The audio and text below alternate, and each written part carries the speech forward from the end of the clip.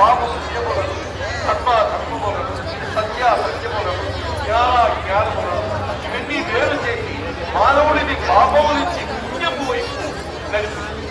అటువంటి సరస్వతి ఈ భారతదేశమే జ్ఞాన స్వరూపం. భారతి అంటాం. భా అనగా శాంతి, రథ అనగా ఆసక్తి, తెలుసుకోవాలని ఒక జిజ్ఞాస. శాంతి అంటే వెలుగు, వెలుగు అంటే ధర్మం, ధర్మము అంటే మోక్ష మార్గం. కనుక మోక్ష మార్గాన్ని, ధర్మ మార్గాన్ని, సత్య మార్గాన్ని, వెలుగు మార్గాన్ని, చీకటి నుంచి వెలుగు వైపు నచ్చడం ఇవన్నీ తెలుసుకోవాలని ఆమె వల్ల నడిపిస్తుంది. అందుకే ఈమెకు భారతి, ఈ దేశానికి భారతదేశము అని పేరు. భరతుడు పరిపాలించక ముందు కూడా ఈ దేశానికి భారతదేశమే అజనాభమని, బ్రహ్మదేశమని, బ్రహ్మనాథి అని అనేక పేర్లతో పిలువబడుతున్నది. అమ్మే భారత ఇది సమానస్య యావదిందు సరోవరం తం దేవ నిర్మితం దేశం హిందూస్థానం ప్రవర్తించింది. హిమాలయమును మొదలుకొని హిందూ మహాసముద్రం వరకు ఉన్న భూభాగము దేవ నిర్మితం. ఇది భగవంతుడి హృదయంలోనే దశ అవతారాలు. ఈ దశావతారాలు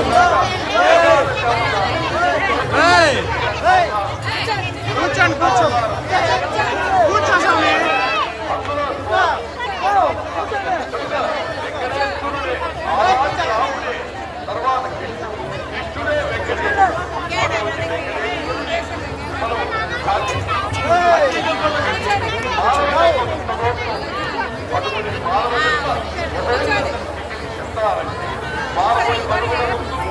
హిమాలయ శిఖరాల కన్నా మెల్లగా ఎదగాలంటే, అప్పికన్నా గంభీరంగా, అద్రికన్నా మహోన్నతంగా ఉండాలంటే భగవంతుడి దేవ వెంకటేశ్వరుడు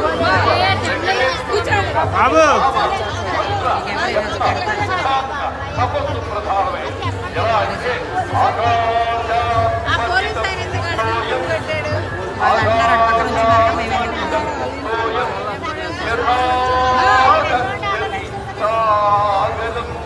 సర్వదేవ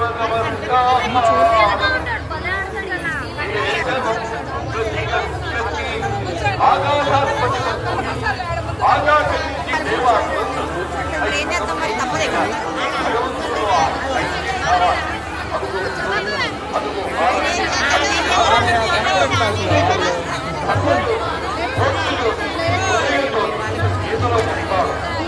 అర్జున సకల సకల ప్రాణుల యొక్క హృదయంలో